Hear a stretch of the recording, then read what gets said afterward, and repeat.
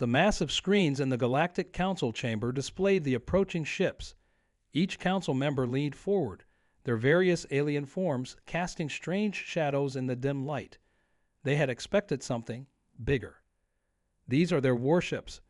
asked High Counselor Mox, his blue scales glittering as he turned to face his fellow council members. "They look like escape pods compared to our vessels." The human ships indeed appeared tiny on the massive display. While the smallest council race's ships measured at least 2 kilometers in length, the largest human vessel barely reached 500 meters.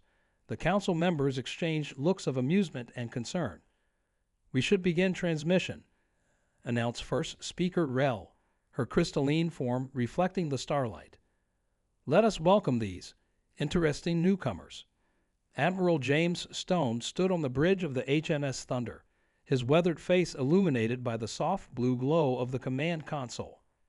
At 60 Earth years, he had seen humanity rise from a planet-bound species to reaching the stars. Now they faced their first contact with the Galactic Council. "Sir, we're receiving their transmission," reported Officer Taylor, her fingers dancing across the holographic interface. "They're requesting a video conference." Stone straightened his uniform. "Put them through." The bridge's main screen flickered to life, revealing a chamber filled with beings that pushed the boundaries of human imagination. Some floated in containment fields, others sat in specially designed chairs, while a few stood on what appeared to be anti-gravity platforms. "Greetings, human representatives," First Speaker Rel began, her voice automatically translated by their systems. "We welcome you to Galactic Council space." Stone nodded respectfully. "On behalf of Earth and her colonies, we thank you for this welcome." A deep rumbling laugh came from one of the larger council members, a being that looked like a cross between a bear and a mountain. "Your ships," it said, trying to contain its amusement. "They are quite compact." "We believe in efficiency," Stone replied diplomatically, though his jaw tightened slightly. Of course," Mox interjected smoothly. "However, given the modest size of your fleet, we feel obligated to offer protective status to your species. Many dangers lurk in space, and your vessels seem inadequately prepared." Stone's eyes narrowed slightly, but his voice remained steady.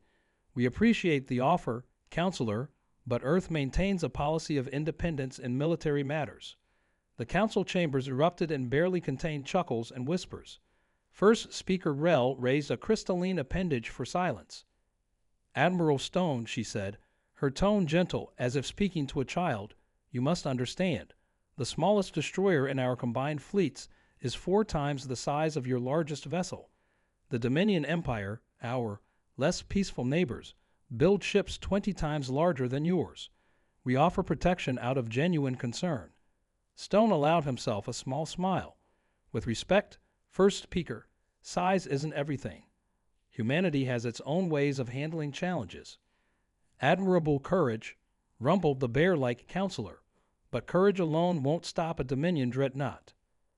"Perhaps," Stone replied, "but we prefer to rely on our own capabilities." The meeting continued for another hour, with various council members trying to convince Stone to accept protected status.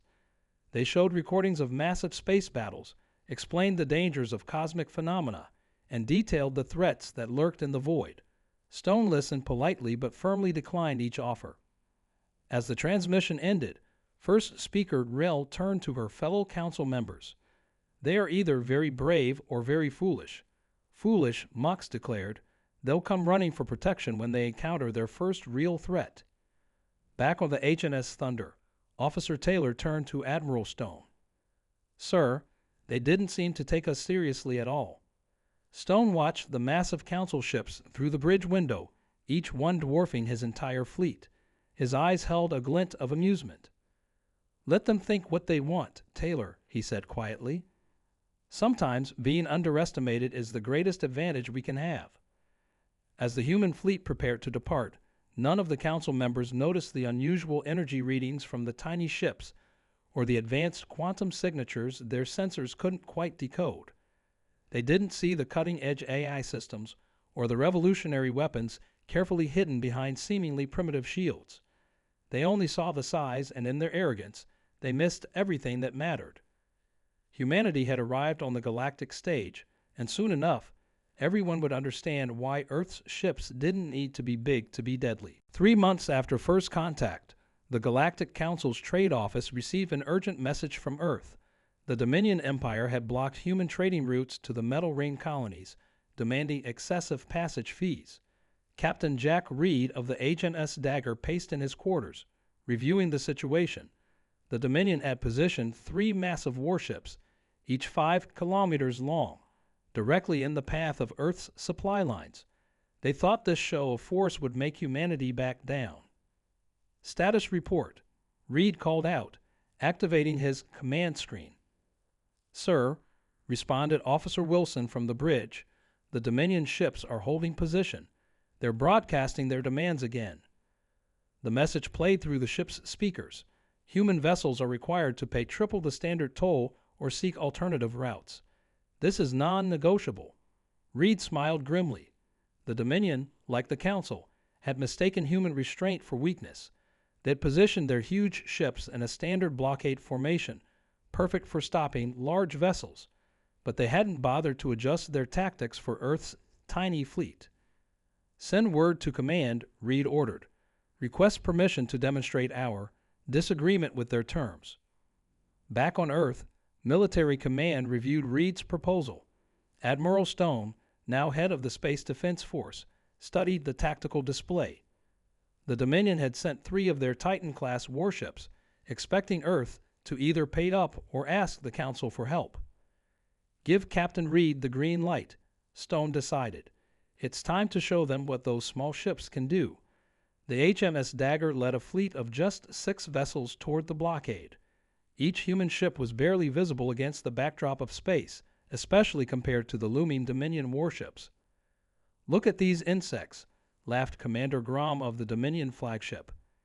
His massive vessel, the Pride of Conquest, could have carried all 6 human ships in its landing bay. They're either surrendering or suicidal. The human fleet approached slowly, maintaining standard diplomatic speeds. Officer Wilson monitored the Dominion ships closely. They're powering up their warning weapons, sir, she reported. Standard intimidation protocol. Reed nodded. Time to show them our new toys. Enable quantum shields. Activate close quarter systems. The Dominion ships fired warning shots, massive energy beams that could cripple traditional vessels. But the human ships suddenly accelerated, moving with impossible speed and precision. Their small size, combined with advanced propulsion systems, made them incredibly agile. Impossible, Grom shouted as the human ships weaved through the energy beams. Nothing can move that fast. The HMS Dagger and its companions executed their attack plan. While the Dominion ships tried to track their movement, the human vessels slipped inside their defensive perimeter. At this range, the massive Dominion weapons couldn't target effectively. They were designed for long-range combat against equally large ships. Quantum targeting engaged, Wilson announced. We have perfect firing solutions on their engine cores. Reed opened a channel to all ships. This is Captain Reed of Earth's Defense Force. Your blockade is illegal under galactic law. Stand down, or we will demonstrate why size isn't everything in modern warfare. Grom's laughter boomed through the response channel. You dare threaten us? Our smallest weapon could vaporize your entire. His words cut off as Reed ordered a single shot from each human ship. Precise energy pulses struck 6 key points on the Pride of Conquest, completely disabling its power grid. The massive ship went dark, its emergency systems barely maintaining life support. The other 2 Dominion ships tried to respond, but the human vessels were too close, too fast, and too precise. Within minutes, all 3 blockade ships floated powerless in space. Send a message to the Dominion Empire, Reed commanded. Earth's trade routes are not for sale. We protect our own. As repair crews from the Dominion rushed to assist their stranded ships, news of the encounter spread quickly through galactic channels. The Council members who had dismissed humanity's fleet watched the battle recordings in stunned silence. First Speaker Rel turned to Admiral Stone, who had joined an emergency council session. It seems, she said carefully, we may have misjudged your capabilities. Stone's reply was simple. That was just one captain with 6 ships. Imagine what our whole fleet can do. The challenge had been made, and humanity had answered. But this was just the beginning. The Dominion Empire would not take this humiliation lightly. The Galactic Council's technology assessment team stared in disbelief at the data from the recent battle. Lieutenant Tom Gray stood before them, presenting Earth's first official military briefing to the Council. As you can see, Gray explained, pointing to the holographic display, our ships aren't actually small. They're compressed. The alien scientists exchanged confused looks. A tall, insect-like researcher named Dr. Vix clicked his mandibles. Compressed? That's impossible. You can't simply compress matter without consequences. Gray smiled. Actually, we can. Earth discovered quantum space folding 30 years ago. Our ships are technically as large as yours. We just fold most of their mass into pocket dimensions. The chamber erupted in shocked whispers. First Speaker Rel leaned forward, her crystalline form glowing with interest. This is why our scans couldn't properly read your vessels. Partially, Gray nodded. The other reason is our neural-linked AI systems. He gestured, and the hologram changed to show the internal layout of a human warship. Instead of the massive crew quarters and wide corridors seen in other species' ships, human vessels were packed with technology. Circuits and systems intertwined in complex patterns that seemed almost organic. Each ship has a quantum AI core, Gray continued.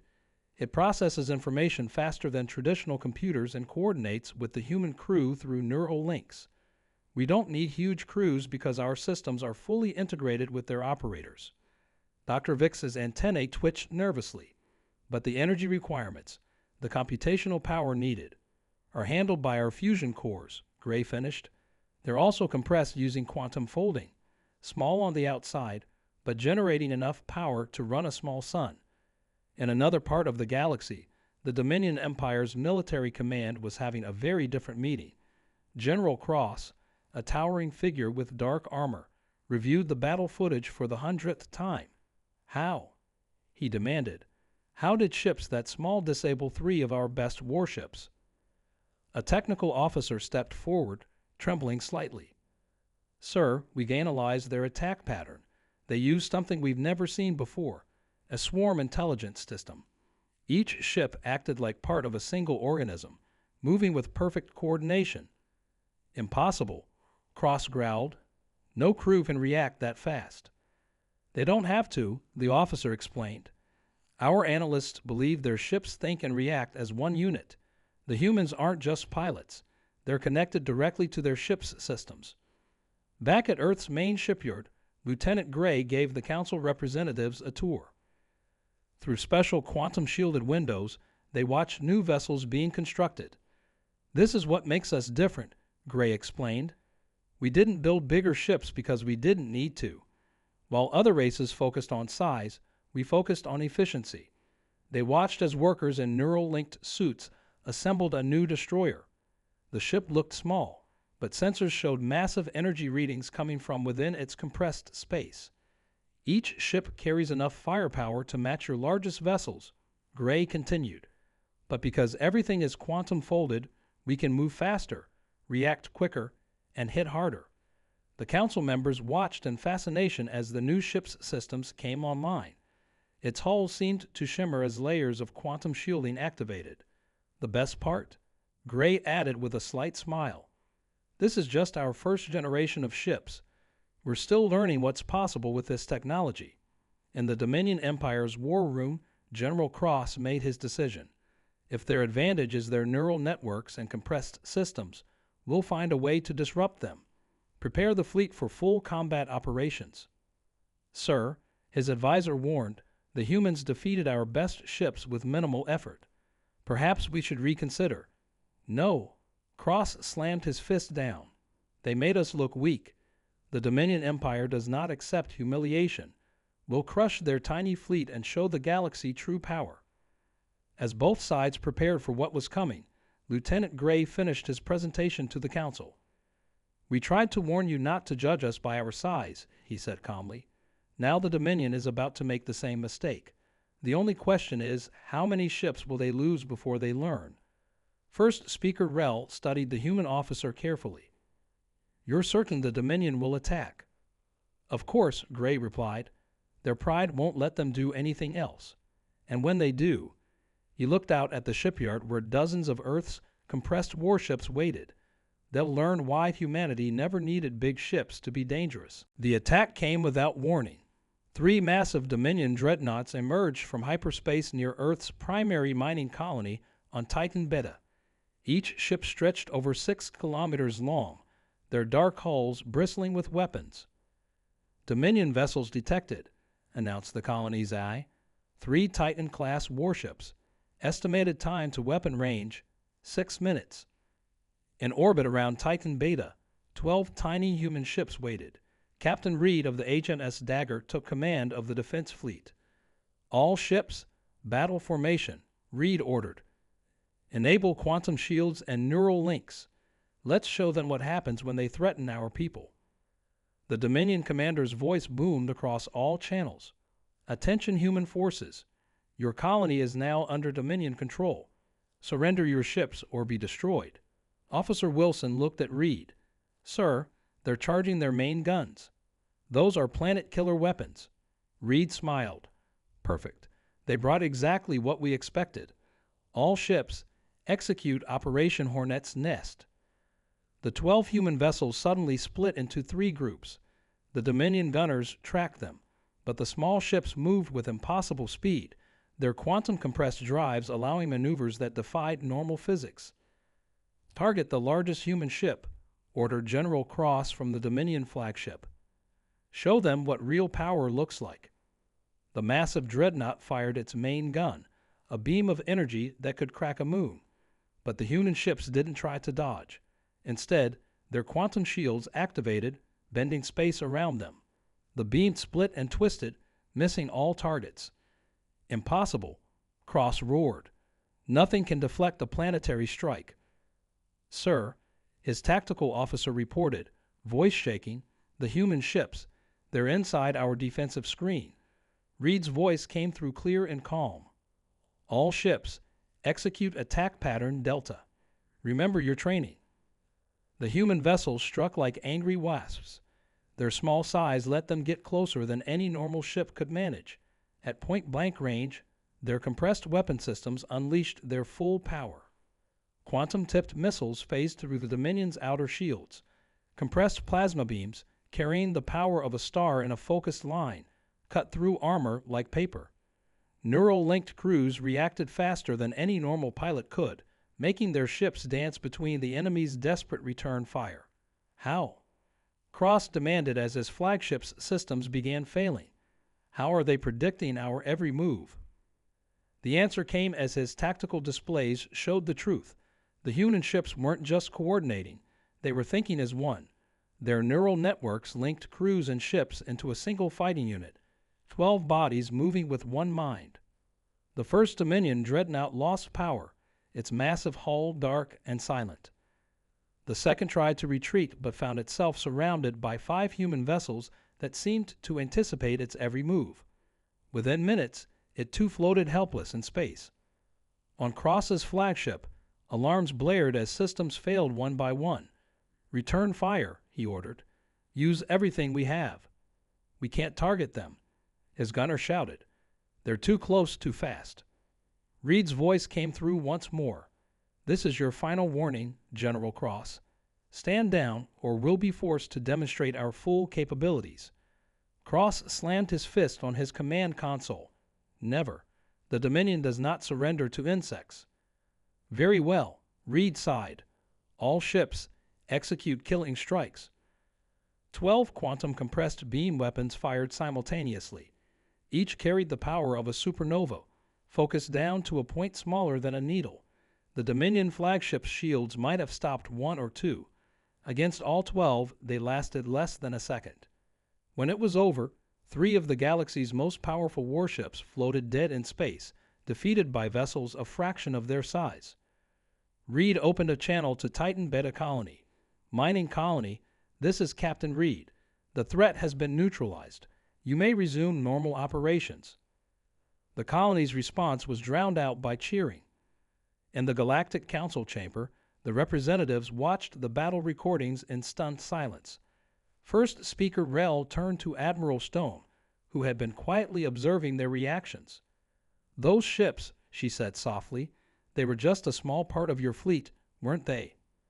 Stone nodded. 12 ships from our 3rd Defense Squadron.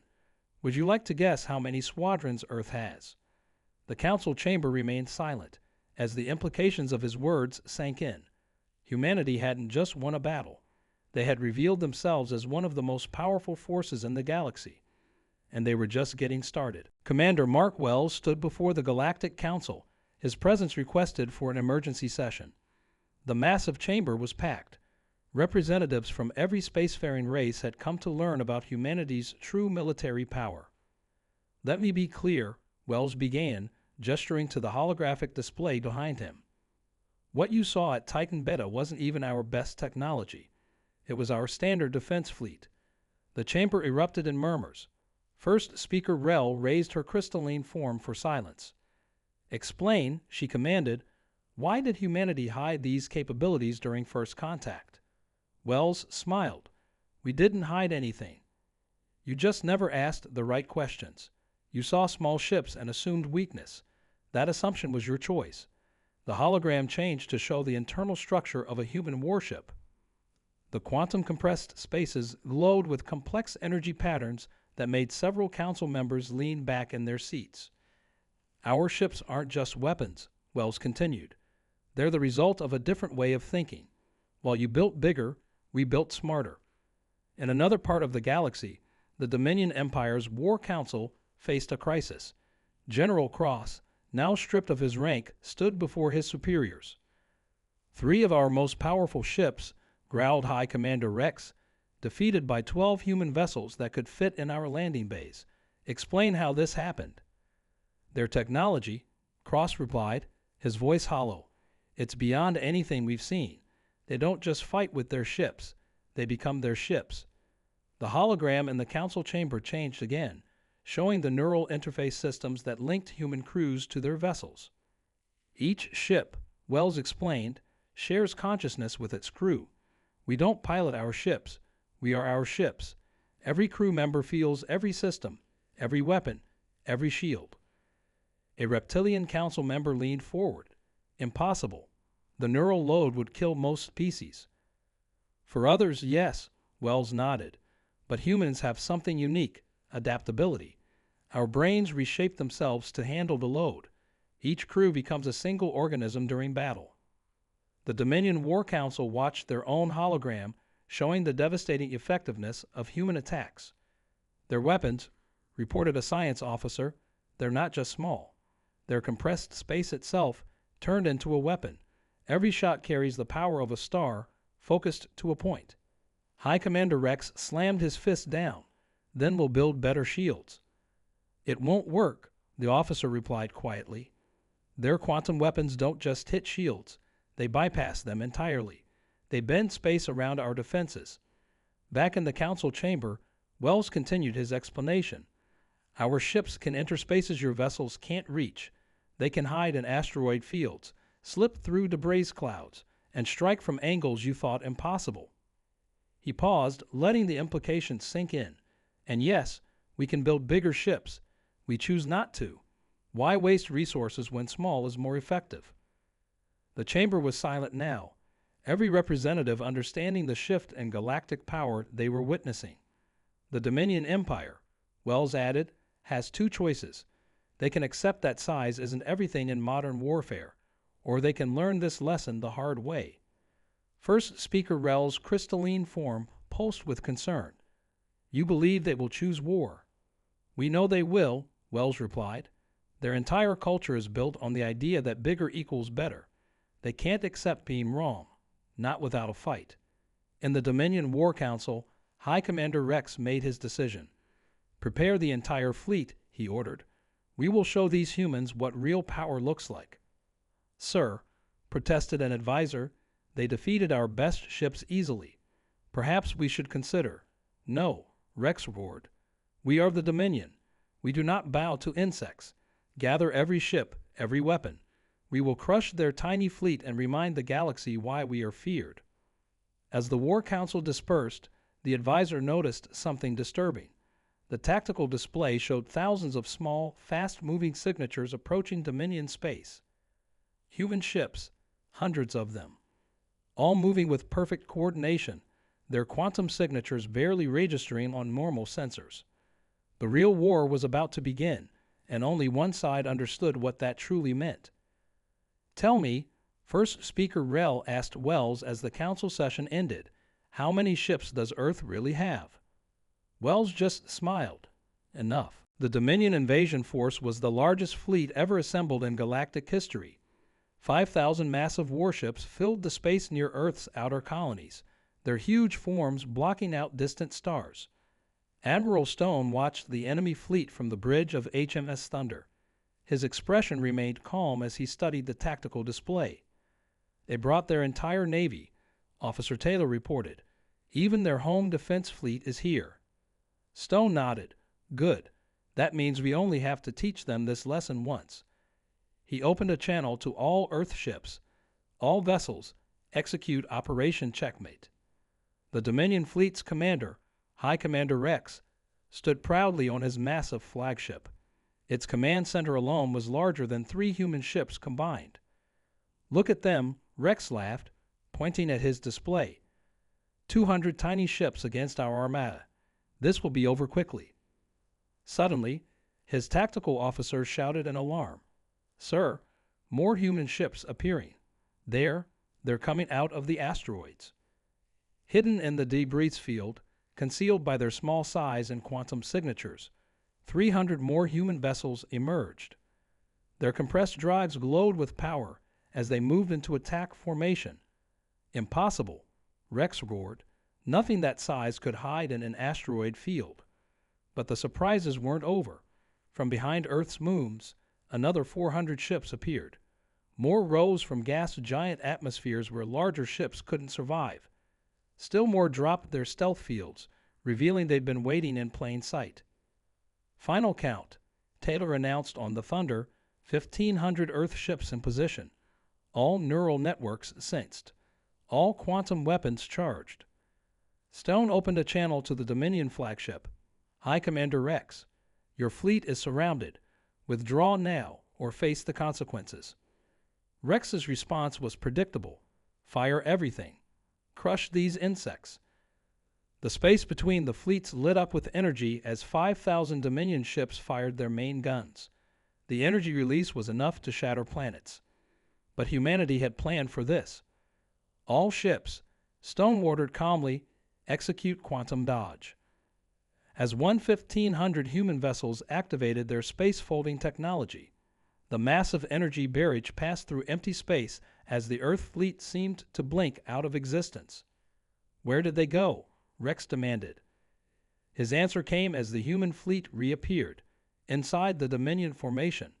The massive warships, built for long-range combat, couldn't bring their weapons to bear on targets so close. "All ships," Stone commanded, "synchronized strike pattern. Show them what Earth can do." The human fleet moved like a single organism, 1,500 crews linked through their neural networks.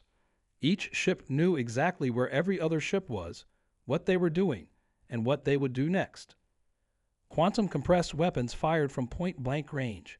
Space itself bent and warped as the humans unleashed their full power. Dominion shields, designed to stop normal weapons, might as well have been paper. "Impossible," Rex screamed as his ships began falling silent. "Nothing this small should have this much power." "Size isn't everything." Stone's voice came through clearly. "That's what we've been trying to tell you." The battle lasted less than an hour. When it was over, the mighty Dominion fleet floated powerless in space, not destroyed. Humanity had been careful about that, but completely disabled. Stone opened a final channel to Rex's flagship. "The Dominion Empire relied on size and brute force. We relied on efficiency and innovation. Now you know which approach works better." He turned to Taylor. "Send word to Earth. The threat is over." As news of the battle spread, the Galactic Council met in emergency session. They watched recordings of the fight, saw how humanity's tiny fleet had defeated the galaxy's most powerful navy. First Speaker Rel turned to her fellow council members. It seems we all made the same mistake. We thought size determined strength. A reptilian counselor nodded slowly. The humans proved that smart is better than big. No, Rel corrected, her crystalline form glowing. They proved that appearances can be deceiving. Their ships may be small on the outside, but they carry the power of giants within, finished Stone, entering the chamber. Now shall we discuss the new balance of power in the galaxy. The council chamber fell silent, knowing that everything had changed. The age of massive warships was over. The era of human innovation had begun. 6 months after the Great Battle, the Galactic Council chamber looked very different. Human ships, once mocked for their size, now patrolled the space around the council station. Their presence wasn't threatening, it was reassuring. Admiral Stone stood at the speaker's podium, addressing representatives from every spacefaring race. Even the Dominion Empire had sent observers, though they sat quietly in the back. The age of wasteful shipbuilding is over, Stone announced. Earth is offering to share some of our quantum compression technology with peaceful nations. The chamber erupted in excited whispers. First Speaker Rel raised her crystalline form for attention. "This is a generous offer," she said, "but why share your advantage?" Stone smiled. "Because size was never our real advantage. It was how we think. Our willingness to try new ideas, to question old assumptions. That's something that can't be copied." In Earth's main shipyard, Commander Wells led a group of alien engineers on a tour. They watched in amazement as workers in neural-linked suits assembled new vessels. "Your own ships could be half their current size," Wells explained, "and still keep all their power.